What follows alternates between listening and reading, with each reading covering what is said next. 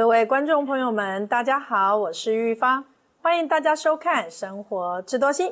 感冒的时候真的非常的不舒服，有人是头痛，有人鼻塞，有人咳嗽，这时候该怎么办？有的人甚至3样都有呢。你要知道，小毛病藏着大疾病的危机哦。赶快来请教一下今天的2位专家。先为大家介绍的是我们的耳鼻喉科医师林秀轩林医师。大家好，我是耳鼻喉科林秀轩林医师。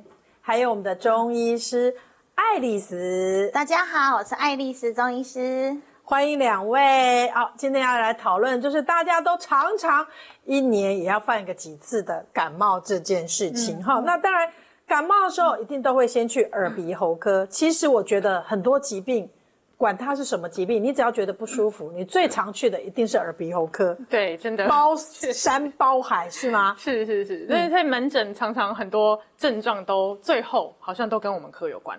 对，我常常在想，是不是因为鼻子在头的正中间，所以连接到我们耳朵啊、喉咙、胸腔都有关系。对，所以你只要觉得头晕啊、不舒服，他也去看耳鼻喉科。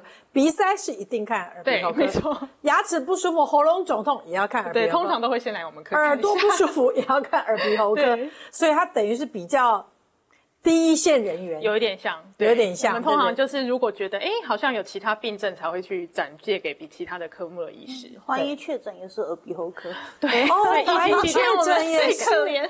而且我真的觉得很恐怖，因为确诊的人这么多，然后每一个人都要把嘴巴打开，对，然后你还要看他的鼻子，是不是？是，所以耳鼻喉科医生，全部都要包起来，压力很大的，压力很大，真的。好，那当然你也不要以为中医师就好过，是不是？就可以跳过让过，是不是？好，中医师请教一下，中医里面就是耳鼻喉容易出问题的人，是不是他的体质也跟人家不一样？对，但是我们中医文化分成耳鼻喉3个部分来讲。第一个耳的话呢，我们是说肾足，肾开窍于耳。那中医5脏的肾，那如果肾气足的话，那我们的耳朵看起来比较健康。我昨天参加一个餐会，认识一个80几岁的爷爷，他虽然80几岁还可以去跳排舞，非常非常的健康。那他的耳朵就是非常明显长寿的症状，他的耳廓长得很长。耳垂也很厚实，标准就是一个长寿的面相。所以我们如果说从这个耳朵如果不太好的话，就是说耳朵容易有耳鸣啊、重听的问题，代表他肾气比较虚。那如果说是讲到鼻子的话，那我们鼻子是肺开窍于鼻。所以如果说有一些人他可能是鼻子的过敏，或者是说确诊之后他会一直不断的鼻塞啊、咳嗽，然后甚至会觉得说一直打喷嚏、流鼻水的话，通常他的肺也本身就会比较弱一点点。那喉咙的部分比较特别，因为我们人体的12经络，除了膀胱经之外它通通都有经过这个喉咙。所以我在门诊上遇到一些患者很好玩，他只要一熬夜，就会冒痘痘，然后喉咙整个肿起来。那这个时候的话，我们就帮他开一些滋阴解清热的药，不但睡眠品质改善了，不太熬夜，那再来他的痘痘还有喉咙肿痛的情况也都改善。那当然在耳鼻喉科里面呢，我们会去看耳鼻喉科最常出现的症状有3种，对不对？通常第一常见就是鼻塞，对，尤其是现在这个季节，我每天大概10个里面有9个都说鼻塞，对，然后再来就是咳嗽啦，对，那然后第3个像老人家比较常见就是耳鸣，对，那常常这3个其实是会相关的，对啊，有时候最常见是鼻塞会合并咳嗽，对，因为它前面塞住了，所以它鼻涕都往后流，那流到我们喉咙就会自然而然很想要咳嗽，所以这2个合并是最常见。那有一些人因为他可能鼻子很多鼻水，或是甚至已经变成鼻窦炎，那他又常常一直去倒吸鼻子，很多小朋友嘛都会有这个状况。那你吸鼻子的过程中会把这个脏的鼻涕吸到耳朵，所以他来的时候也会抱怨说，他耳朵闷，然后或是说耳鸣。那我们常常一看就发现，他中耳炎，对，所以常常这3个有的时候，会挑其中2个中，有的时候1个，有的时候是3个都一起中，对，所以听起来3个一起中的几率也挺高的，不少见，确实是不少见，对。好，那以这个中医的角度来看，这3种鼻塞嘛、咳嗽跟耳鸣，哪一种最难治？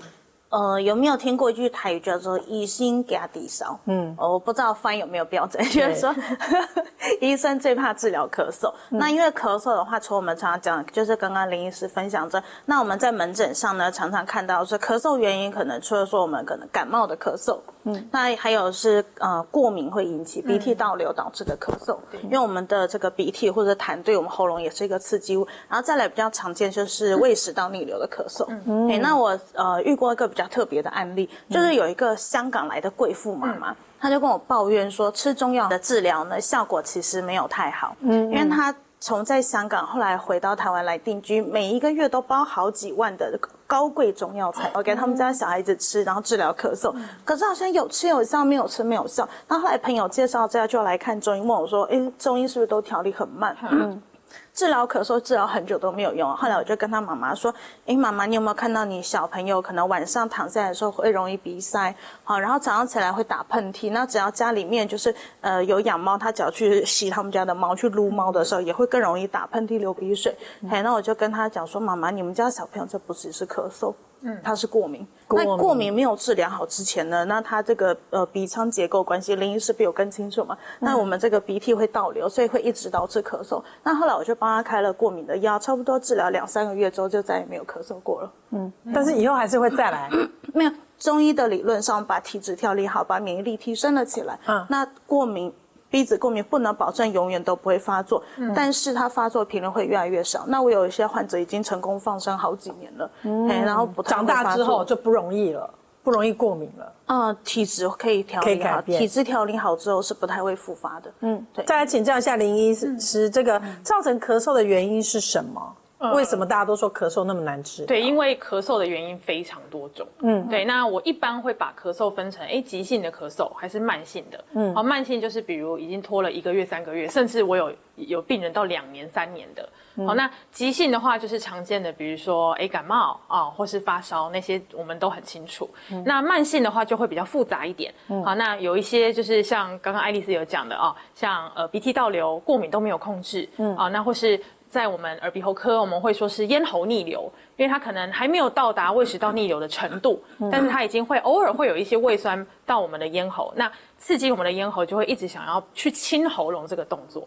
对。那其他的话就是还有自律神经失调我常常会在门诊有一些族群，特别是比较瘦的或是看起来比较老超烦的那种。就是妈妈级的他们睡不好或是比较焦虑，那他们都会常常一直想要这样清喉咙，对，那就是自律神经失调的一种表现的其中之一。对，那这种时候有需要的话，我就会把它转介去一些睡眠的专科先去调理。那有时候他整个人放轻松下来，这个感觉会自动就消失。对，因为现在这个你在户外如果有人咳嗽的话，是会引起大家的紧张的，你知道吗？对。那有一天我去坐了一个计程车我一上去我不知道什么原因，但我认为我是对车子里面的环境过敏，所以我就开始想咳嗽。我不过就是咳了2声我已经感觉到那司机用照后镜这样看我。那我心里想说，他又把车窗摇下来，对，他已经很紧，他已经准备感觉就已经要弃车逃跑的心情了。我那时候心里想说，我一定要忍住，我就说过敏，那忍住，然后真的很痒，其实偶尔还是有忍不住的时候，要小咳一下，有没有所以我想要请教一下爱丽丝如果万一我真的很想咳嗽，但是我想要阻止它，有没有办法？有，我们有一些止咳的穴位，然后尤其是针对久咳不愈的效果非常，就在我们的脸上。那按摩的话呢，它可以补我们的肾气。那中医理论上说，肾气足的话，人会看起来比较年轻，所以就特别分享这个穴位。那很多长辈还有小朋友的咳嗽，也是跟肾气虚弱有关。它是在我们的嘴角下面5分，就是一点点的地方，在这一个穴位，水通穴，然后水经穴在这边，就是在斜下5分。那就我们在针灸的时候会这样子针灸进去，斜的进去，对，斜的这样进针，然后一针刺2个穴位。但是我们在按摩的时候，你就按住自己的嘴角下5分这样子，好，然后在旁边0.5分，我们就是这样子按压就可以了。那2边都可以按压，它这个止咳的效果非常好。那再来的话就是说。平常在家里可以买一些可能是有百合麦门冬、桔梗这样子的中药材，比方说百合、麦门冬、桔梗各5克，然后拿来冲泡，可以加入500cc 的水，然后煮开之后，我们再煮差不多10到15分钟，可以当做茶饮来喝。那分享一个小小我门诊上面胃胀患者的，好，然后其实源自于跟家母有关，因为他是一个非常不听话的病患，就医生的家人通常是最不听话的那一个。那话说家母有一次感冒，然后就快好了，跟他说，那妈咪你要不要吃一点那个柳丁？然后我妈咪就说吃什么柳丁？你不知道那个橘子的皮就是那个陈皮吗？所以我要吃橘子。我跟他说，没有哦，你吃的是热咳，那你吃橘子会越咳越严重。但是医生的家人总认为他们把医生生出来是更聪明的那一个，所以我妈妈就狂吃橘子，然后咳了1周，跟他说你要不要考虑一下吃一下柳丁？然后妈咪那时候才想说好吧，他就来试看看的心态。没想到试了之后2天咳嗽就搞定了。那我在门诊上也遇到一些患者，就是我们明明把他咳嗽治疗好了，但他可能是抽烟啊，会刺激到我们的支气管，或者是他吃一些辛辣的麻辣锅，他就回诊说医生，我觉得我的咳嗽已经好了。怎么你这个礼拜是不是改药了？所以我觉得效果不太好，我又开始咳了。那问了之后发现说他们可能是喝酒，或者是说吃到一些辛辣的，会刺激到我们的咽喉，然后会导致更多的咳嗽。好，所以这个咳嗽呢，这个没事就这边你按一下，是不是？对，就马上有止咳的效果，对不对？好，那当然除了咳嗽之外，还有一个非常扰人的，就叫做鼻塞啦。鼻塞又要怎么治疗呢？我们休息一下再回来。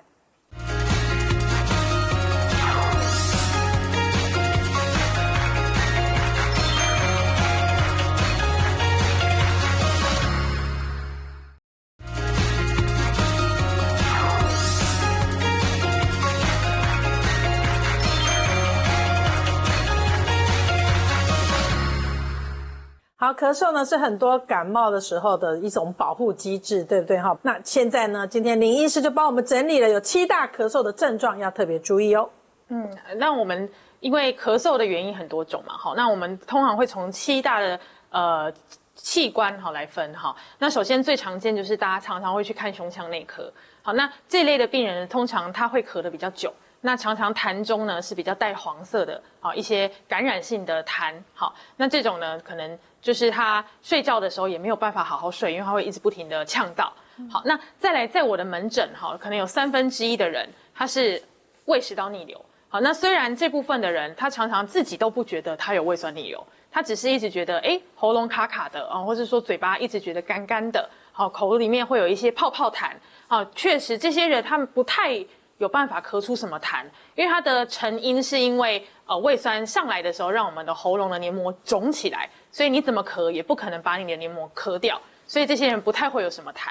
好，那再来是咽喉的问题。好，那这类的病人呢，就是也有类似胃食道逆流的症状，因为他喉咙比较肿或是说他扁桃腺常常卡一些扁桃腺结石，那他会有异物感，就会一直想要把它清出来。那这类的人也通常不太会有什么痰。好，顶多会有一些泡泡状的水水的口水。好，那再来还有一些他可能从小就有气喘的小朋友那他到深夜的时候，因为我们在转换气温的时候可能气管就会受到刺激。那比较特别的是，有一些人会在这个过程中会听到他的吸气的声音会这样子咻咻咻的那个声音。那如果有这样的状况的话，就要比较小心是不是有气喘的状况。那以及就是鼻涕倒流也是耳鼻喉科常常见的像刚刚爱丽丝有讲到，就是我们如果鼻子塞住它就会鼻涕倒流，喉咙就自然就会痒想咳。那这个跟过敏性也是有大大的相关啦就像刚刚爱丽丝有提到，有些人养猫他就是一直不停过敏。好，那当然这7大里面我觉得比较危险的虽然可能没有到很常见，那就是大家会常常担心的肺癌。好，那老实讲，我碰到的肺癌的病患常常就症状没有很明显，他就是一直在干咳，好，然后时不时咳一下咳一下，那也没有什么痰。对，那所以我觉得其实对于久咳的人而言，我觉得不要一味的就是一直去买就是那些复方甘草药水啊，好，因为常常这些东西它一直抑制你的症状，你反而会去忽略这件事情。对，然后甚至有一些咳嗽药水，它里面有一些吗啡的成分，会让你便秘或是成瘾。好，我前几天才碰到一个奶奶说她要买10瓶咳嗽药水，然后她就当那个可乐在喝，你知道吗？真的，因为她说她喝了精神很好。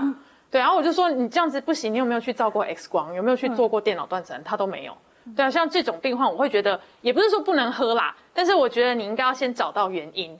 对，那危险的我们先去检查，至少 X 光看一下有没有什么结节。那如果这方面都没有什么大问题，那真的很想咳的时候喝一点点，我觉得没有问题。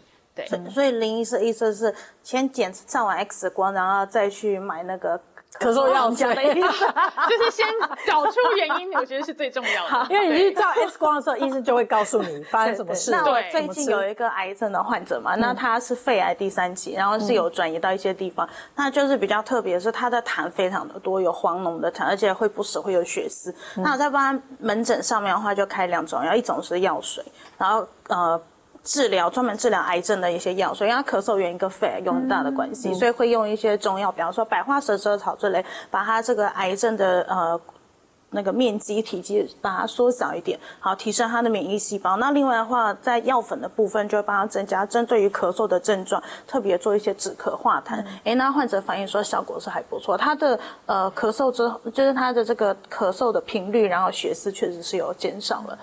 我觉得有一个鉴别的方法啦，就是如果你胃食道逆流也治疗了。然后咳嗽糖浆也喝了，你还是咳，那我觉得你就要小心，不够多吗？是不是有肺癌的问题？对，因为你该做的都做了嘛。对，因为像我有一个朋友，就是他妈妈很年轻哦，才40几岁，然后他也是常常咳嗽，然后他本来以为是因为他每天都在煮菜，然后吸入油烟，结果检查出来已经肺癌末期。对啊，是好，所以大家可以这个提高警觉，对不对？再来讲到除了咳嗽之外，还有就是鼻塞，让人家非常觉得痛苦。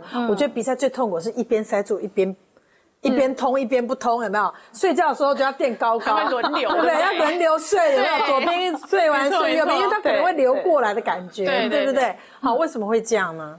其实我们鼻子的最后面是相通的，就是鼻咽。最近大家常常做那个快筛，都很了解鼻咽是什么东西。好，两边鼻子最后面那个鼻咽是相通的。那当我们整体那个通气量不够的时候，那我们自然就会有的时候左边大一点，有时候右边大一点，就是交互使用。好，那因为绝大部分其实90%以上的病人他都会有鼻中隔弯曲，因为那个来源自有一些说法是说来源自妈妈生你的时候，我们经过产道的时候，因为那个时候小朋友鼻中隔还没有愈合，对妈妈对，所以他就是挤压以后，他多少会有一点歪。那或是说求学过程中可能被撞到鼻子歪掉。对，那我会判定说这个东西需不需要治疗，主要是看你的症状。对，如果说像玉芳刚才说，偶尔塞他还可以接受啦，哈，那我们就用药物治疗。但是如果说他就是每次都塞住，他已经快不行了，他晚上都一定要用嘴巴呼吸，那我就会建议一定要积极的治疗。那我来问一下中医这个部分，中医都是怎么样来治疗我们的鼻塞呢？我们中医的话，就是除了说我们在开一些清肺固肺的药材之后呢，我们会再特别加开一些就是通鼻腔的一些药物。那我们在中医治疗鼻塞的时候，我们包括不管是感冒或者是说那个过敏引起的鼻塞，我们通常是分成2种的症型。那一个是风热感冒，就是说你可能会咳嗽，然后痰是黄的，然后可能会有点发烧，微微这样不舒服。那这种情况之下，我们可能会用桑菊饮或者金防败毒散来治疗。然后那另外的话，如果说是风寒感冒，不管是不是过敏，就是说你发作的时候，可能你整个人会觉得全身都胃刮，然后吹到风，好像那个风会透进来身体的感觉，然后甚至有时候变天，然后吹到风会头痛。那在过敏上面的话，蛮多的人可能年纪轻轻，可能他冬天手脚冰冷，不管男生或者女生，然后甚至可能有的时候他差不多早上4、5点就爬起来，不是夜尿，是去拉肚子。那这种人的话，就属于是一种风寒感冒。那我们可能会用桂枝汤或者葛根汤，但是通常都会加上一味药，号称神药啦，通鼻腔的神药，叫鹅不食草。就是那个那个鹅啊，有一种动物是鹅嘛，就是它头的那种鹅，对对，手上青天，对。然后那个只鹅呢，它都不要吃的那个草叫鹅不食草。然后通常我们一天顶多只要加0.1到0.2克，效果就会非常好，那个鼻腔就马上就通了。那当然这是可以治疗的嘛，但有一种状况是鼻塞，是长期鼻塞的，没有好好治疗它，或没有好好正视它，其实它潜藏了一些恐怖的疾病危机，对吗？对。但临床上我常常有时候会碰到有一些病人，他可能一开始鼻塞，然后他就去买一些坊间的那种去鼻塞充血剂，然后一开始喷都很有效，然后结果越喷呢，他喷久了越没有效，然后喷到来我门诊的时候，整个鼻腔已经被他自己的鼻肉塞满。好，鼻肉啊，对，它自己的肉已经越来越肿，就是长出来一粒一粒变厚，因为它是整个变厚，是厚度变厚，对，厚度整个变大，对，那是因为我们去鼻塞这个药如果用喷的，好，当下血管收缩效果很好，可是你的身体会想说，我是不是现在血液不足？那我要再长更大。对，所以它就变得越来越厚，所以要抵抗它。对，一般这种坊间卖的那种去鼻塞充血剂，我们会建议不要连续使用超过7天。好，如果说真的某一天你真的是塞到快不行，偶尔喷一下 OK，但是不要一直连续使用。好，反而是我们会建议喷一些类固醇当保养。好，那再来就是如果他的鼻塞来门诊的时候有合并说，耳朵闷，耳朵听不清楚，好，或是甚至说有一些 baby 说，他开始有一点出血，好，那这就要特别注意。好，因为常见的鼻子最后面我们鼻咽如果有长肿瘤，因为刚好压在那个耳咽管，就是耳朵开口的地方，好，所以那边会特别容易让耳朵容易积水。好，那它那个肿瘤本来就比较脆弱，所以你可能擤个鼻涕它就流鼻血。好，所以如果有这样的状况的话，会建议要及早就医，不要只是因为它一点点血丝，然后就忽略它，因为它有可能是鼻咽癌。好，那我有碰过很年轻的男生因为他来的时候，他颈部已经有长一些就是转移的淋巴结，然后他自己都不知道，他想说他年轻，这可能只是发炎，就来的时候已经鼻咽癌就是末期了。是，对，然后他也是说，因为他从小就鼻塞啊，他根本就没有想到是这样，以为是过敏，对，一直以为是过敏，然后他就是一直喷药，就这样子。那你们在临床上怎么样建议？就是说有一些患者他就是鼻子过敏，然后会流鼻血，尤其是冬天的时候啊，只要打一个喷嚏，或者是说擤一下鼻子，他就会流鼻血这种的。那我们是要怎么样去建议他们说，我到底现在我应该赶快去耳鼻喉科或者是肿瘤科看自己是有这个鼻咽癌的问题，还是说我只是看看中医或者看耳鼻喉科治疗一下过敏这样子？因为最常见其实90%的鼻子出血是从最前面，就像你说的，就是太干，然后或是我擦的时候，然后它就流血。对，那这个其实是最大部分，鼻咽癌是占很少数。所以如果说你今天可能只有1个礼拜有一点点血丝，然后你可能用了一些食用油滴在鼻子里做保养，或是戴口罩比较湿润以后就不会。那我觉得这个就我们在观察。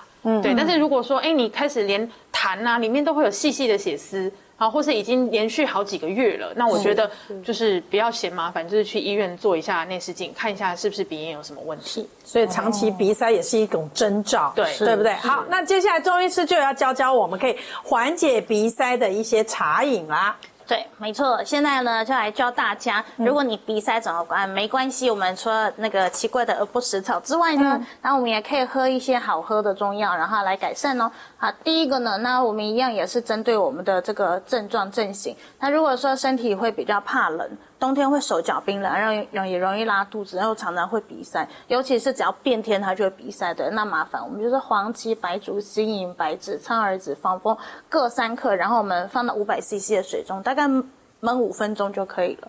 那如果说它是每一次呢，就是说他鼻子过敏的时候，或者是鼻塞的时候，他流出来的这个鼻涕可能是黄黄的，然后喉咙又觉得肿胀不舒服，说不太出话来，然后或者是讲话声音很沙哑的那一种，我们就要用一些比较凉的药，比方说像桑叶啊、薄荷、金银花、鱼腥草跟蒲公英，还有这个就是耳不食草，对，大家现在看到它的名字叫耳不食草，很面熟，对，非常面熟。然后我们就加入500cc 的热水中，然后一样也是焖5分钟就可以喝了。这也是好办法。那当然，鼻塞很不舒服的，除了鼻子以外，其实也会连带的影响你的耳朵，可能会有耳鸣的现象，应该怎么样治疗呢？我们先休息一下。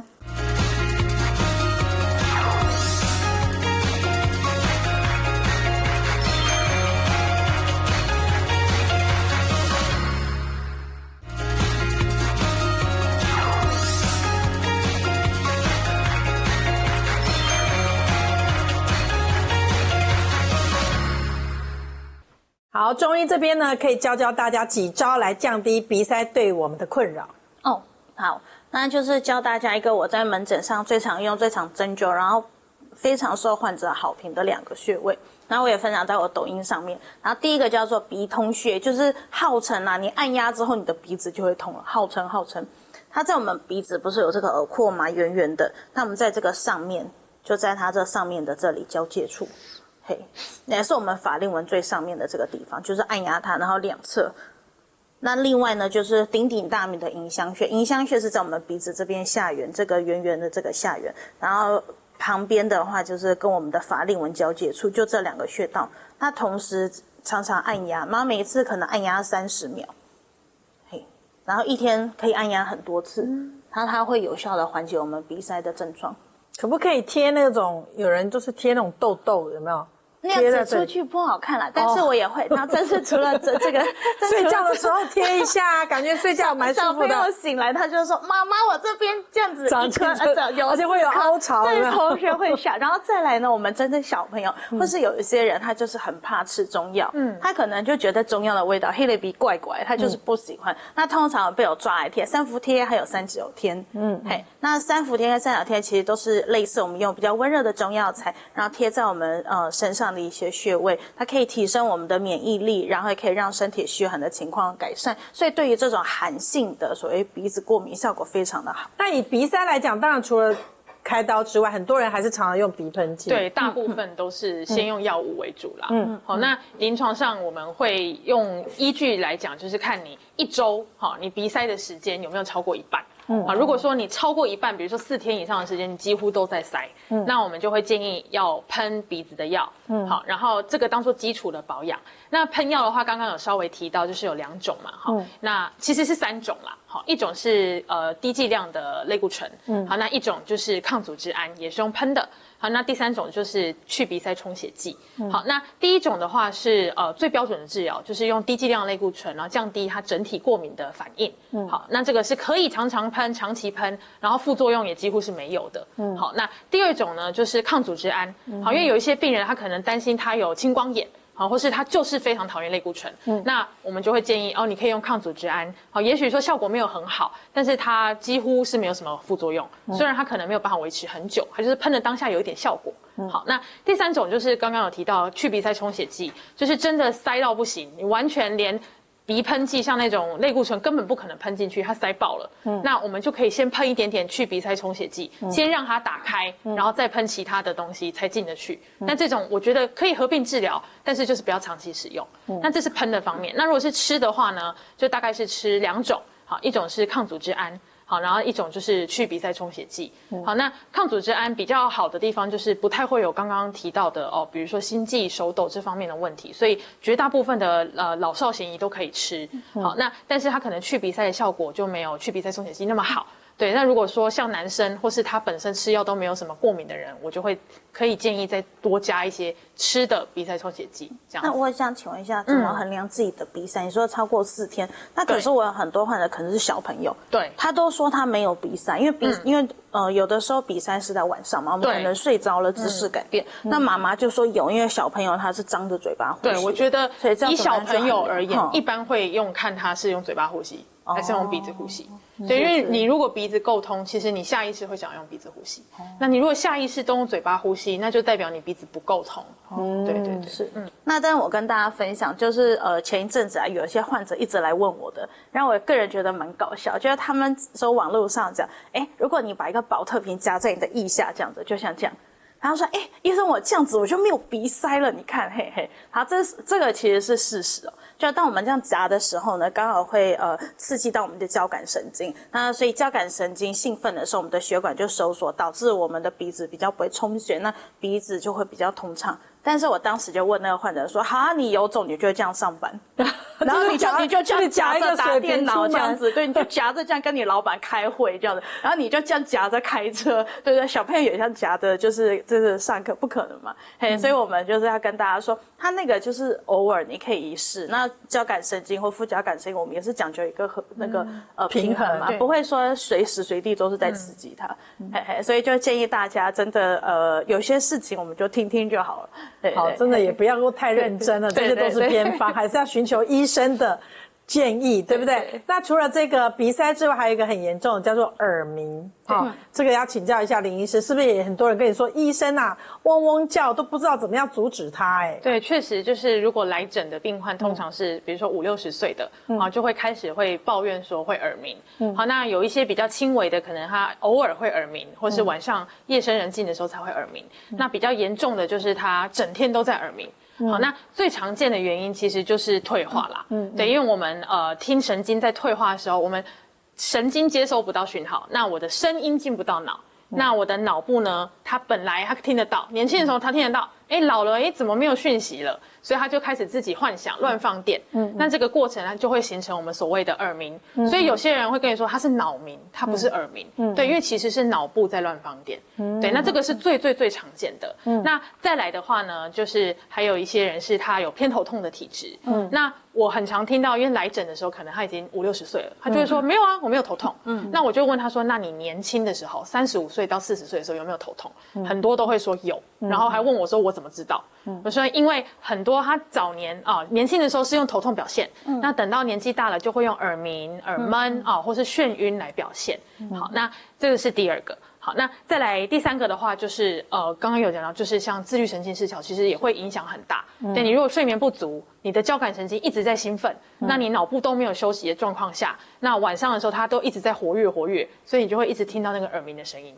所以我常常说，耳鸣这个东西它没有办法测量它到底多大声，所以它是看你想象的时候有多大声，你的脑部想听到多大声就多大声。对，所以如果你放轻松练习忽略它，跟它和平共处，其实它是可以慢慢被你忽略的。感觉就是有一个调整的钮，对，你越在意它，它就越在那里。对，这就是为什么很多病患真的门诊的时候都说，医生，我觉得我现在耳鸣变小了。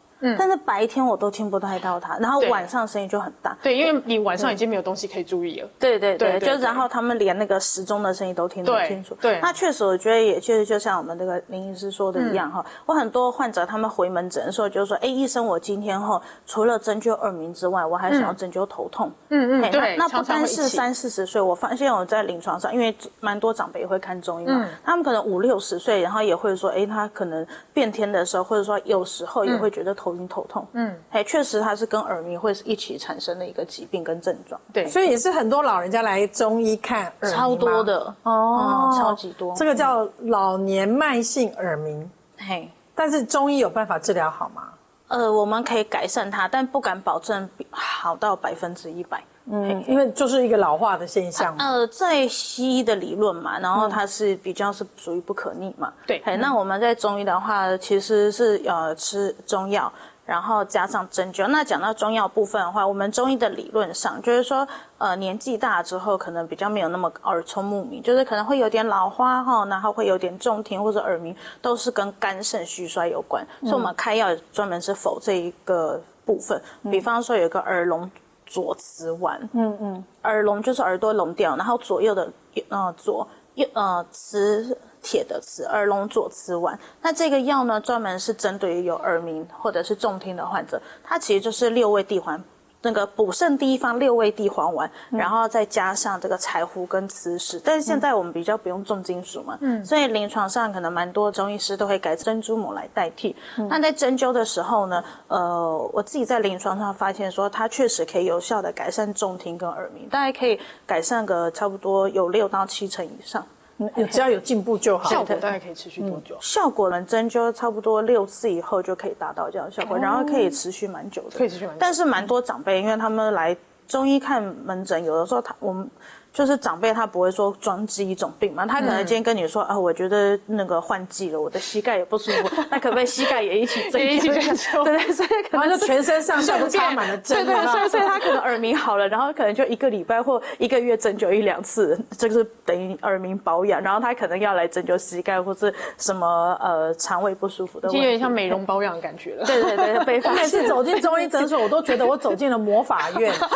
你懂那种概念吗？就是头晕头痛、斑点、肥胖，什么膝盖痛，什么耳鸣，这里不舒服那里不舒服，通通可以得到解决。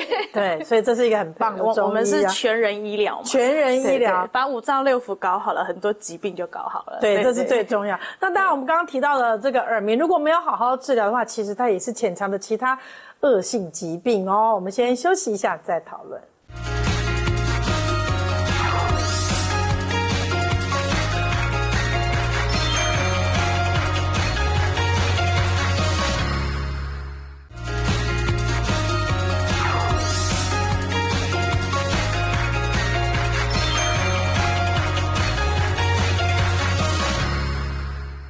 好，先来请教一下林医师，这个老年慢性耳鸣，以西医的看法来看，是不是会产生其他的并发症，或者是病程恶化，或者怎么样的转机？其实老实讲哈，那个今天他的耳鸣程度如何，跟他的听力退化到怎么样的状况，没有一定的绝对相关。好，所以他常常跟你身体的状况有关。好，那单纯讲退化这部分的话啊，其实它是主要是看基因啦。有些人他就是家族基因退化的早，那他就可能会早一点失聪，那早一点他就会有耳鸣的状况。那有一些人他可以撑到很老都还是耳聪目明。好，那这个是我们没有办法改变的。那我一般呢会建议患者，就是因为我们一般沟通的时候，这个声音量大概是40分贝。那如果说患者他今天他的声音的已经退化到40分贝，他听不到，它会影响他跟人与人之间的沟通的话，那我就会建议他要提早佩戴助听器。对，那就像刚刚玉芳讲说，会不会并发什么症？老实讲，现在有很多研究都是在研究它与失智之间相关。因为一个人他如果没有社交，其实我们的脑袋它会退化，他没有接收到语言的刺激。那因为传统的观念会一直觉得说，哦，好像那个助听器会依赖。然后很多老人家就很抗拒。那其实如果老人家一直退化到比如说要到飞机那么大声才听得到的时候，这时候他终于家人受不了了，逼他去戴耳机。那常常每次回来门诊就跟我抱怨说耳机很吵，然后戴了还是听不懂。那为什么会这样？因为他已经习惯了他寂静的世界很久了。你现在突然给他声音，他一是刺激太大了，好，然后二是他不习惯有那些杂音，好，然后三是他听到了，但是他已经忘记语言是什么样的状况。那加上我们本来年纪大了，语言的解析力就会比较慢嘛。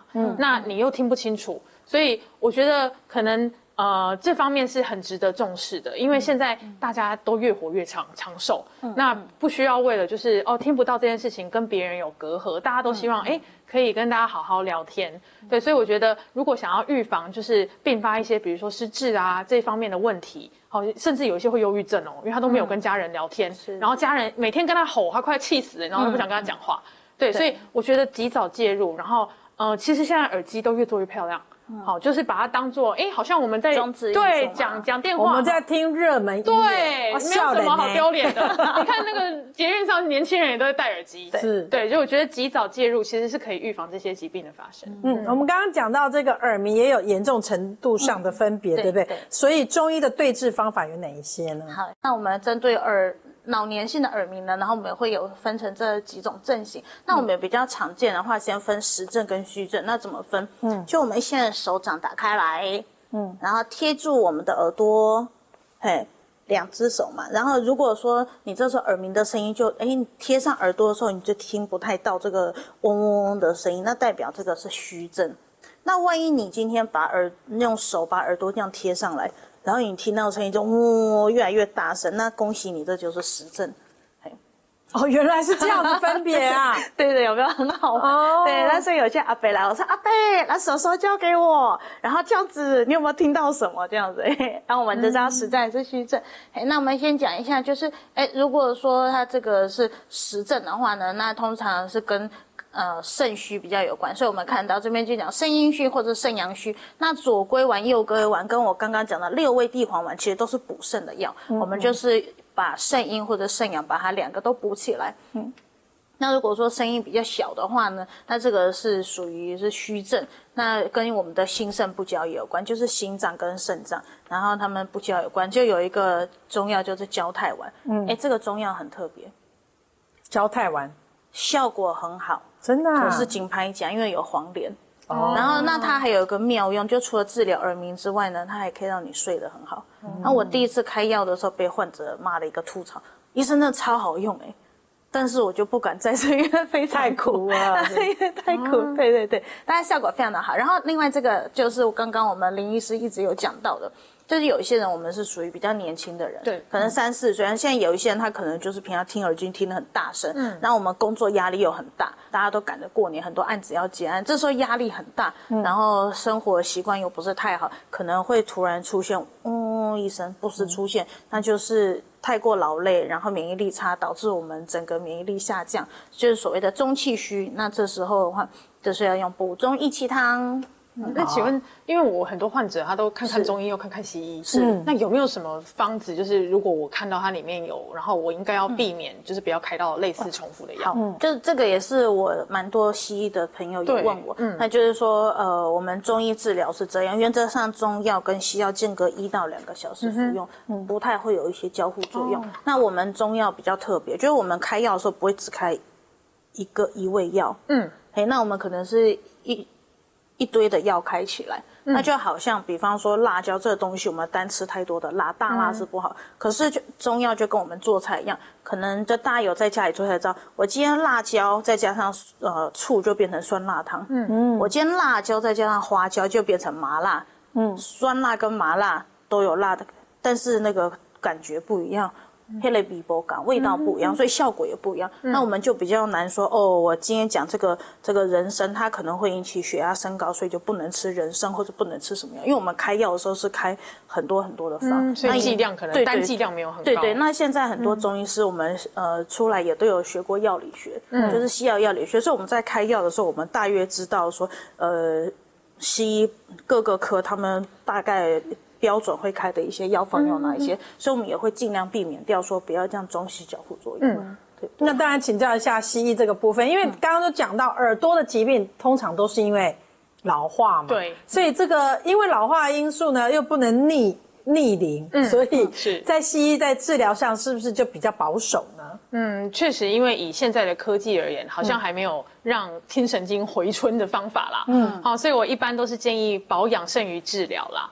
好，那一般我们会建议像现在3C 产品这么兴盛哈，我们会建议老人家不要一直戴耳机啦，好，因为耳机常常你外面噪音很大，你又戴耳机，你就不自觉越放越大声，所以常常在捷运上看到有的那个阿公，那个耳机我站在旁边我都听得到呢，对，那就是因为外面太吵了，所以他越放越大声，那其实这是非常伤神经的，好，那再来就是其他就是我们会建议声音放出来，好，然后不要一直连续听太吵闹的声音太久，好，中间要有让他休息的时候，对。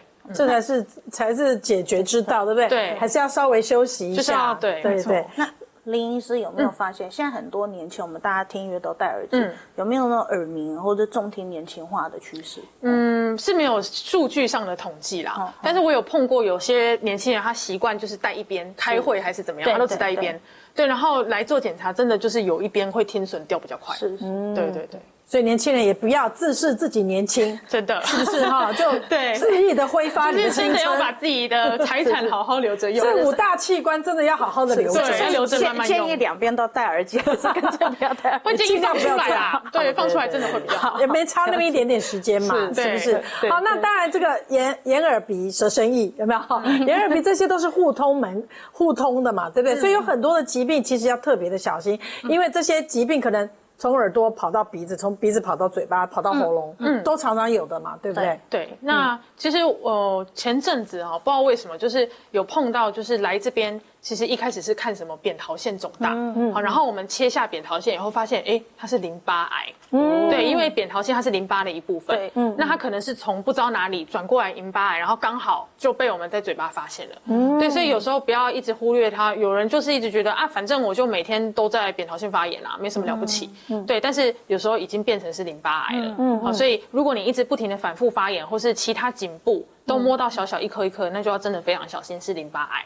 好，然后再来的话，我上次前几个月吧，我就是眼科那边有病人，他就是突然失明，好，然后来我们这边看呢，就发现他鼻子里面他那个鼻窦炎非常的严重，然后严重到他已经吃穿了我们鼻子跟眼睛中间那个骨头，所以他整个眼睛眼窝都发炎，夸张。对，所以他那个打那个抗生素效果都很差，因为他整个鼻窦都塞满了细菌。那要开刀？对，所以我们后来立刻就进去开刀，然后开完刀他视力就恢复得很快。对，然后再来小心的是那个是细菌性鼻窦炎，那还有一种叫做侵犯性的霉菌性鼻窦炎。好，那通常是发生在一些免疫力比较不好的人，比如说糖尿病都没有在控制的人。好，那个很可怕的原因是因为它那个霉菌的菌丝，它是可以穿过颅骨，跑到我们的脑，那它会引起整个身体的败血症。那临床上因为对于霉菌的治疗本来就没有很多药可以使用，然后加上它抵抗力又差，所以那种死亡率都非常非常的高。对，所以今天身为一个耳鼻喉专科医师，来告诉我们一些养生保养我们耳鼻喉的一些撇步。因为其实我是耳鼻喉科医师，我的家人都常常问我这种问题啦。对，那其实最常见的就是患者超级爱问，就是到底可不可以挖耳朵？真的，而且我儿子每天都在挖耳朵。可以去采耳吗？现在很流行。我自己是完全不建议。对，因为耳道它大概长度是2公分，那其实只有外面的1/3是会蜕皮，然后变成耳齿的。那我们一直在用棉花棒的时候，会把那个皮往里面推，所以你常常会有人说，他耳垢都塞住，其实是他把它推进去了。对。那其实平常呢，我们因为在讲话、吃饭的时候，这个嘴巴这边我们叫做颞颌关节，它会一直动，一直动。那它这个动的时候会带动我们那个耳朵的那个把耳齿推出来，对，它会一直动，所以其实它是有自清功能的。我们身体其实很厉害，对，所以其实你不用动它是自己出得来。是当然有很少部分的人，像有一些年轻男性，他很容易长痘痘那种脸，他连耳屎都很油。那种人呢，他可能就耳屎会粘在那里出不来，那我就会建议他可能固定比如说2-3个月就看一下耳鼻喉科，就是稍微吸出来，真的不用几秒钟就解决了。就是不要常常挖耳朵啦。对，好，那就是耳朵的方面。那鼻子的方面呢，也是建议不要用手指或是卫生纸进去挖，好，因为它常常会导致一些破皮。那久了怎么挖？不要挖鼻子对，它是里面有鼻屎卡住。对，我一般会建议用毛巾，然后先把它润湿，对，然后再轻轻的把它擤出来。OK， 对，因为太干它反而会容易磨损。好，然后再来的话，喉咙的方面的话，说话不要太大声，也不要讲太久。对，要用肚子出力，不要把力气都集中在喉咙，要用丹田发声，对，不然就会容易会长茧。对，没错。然后再来就是胃食道逆流相关的就是太酸太辣，茶咖啡少吃，睡觉前2个小时尽量空腹。好，然后吃完饭多走走，不要马上躺下来。好，这是我平常的保养秘方。保持愉快的心情，放轻松，才是最好的养生方法。今天非常感谢2位专家提供这么多宝贵知识给我们，谢谢。也要谢谢观众朋友的收看，我们就下次再见喽，拜拜。